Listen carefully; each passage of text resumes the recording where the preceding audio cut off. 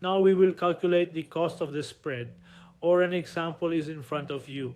What is the formula to calculate the cost of the Euro USD spread at this time? We need to multiply the spread's pip size by the lot size, as we have learned. For example, we are using a mini lot of 0.1, which amounts to 10,000 units. We will multiply that by the per pip value. Now, since the dollar value of Euro USD is $1, we will multiply it by $1. So when we multiply it, our spread cost will come out to be $1.4. What is our lot size? It is 0.1. If we change this lot size to 1.1 standard lot size, then this cost will become $11. If we make it 0.0 lot, then our cost will become 0.1.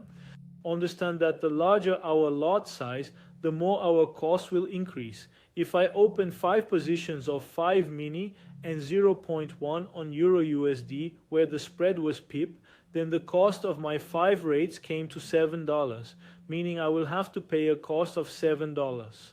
Orders went into profit or loss. That's why our broker friends focus you on making as many trades as possible. You make $10, made $20. They have already made more money through the spread from you, even if the broker is an A book. If it's a B book, they just want you to lose your money. So now, whenever you trade, you are adding the spread to your profit wars. Brokers automatically do it for you.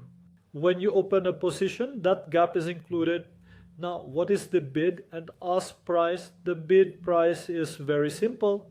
The price at which the market is ready to buy and at which you are ready to sell. The ask price at which the market is ready to sell this currency and you are ready to buy.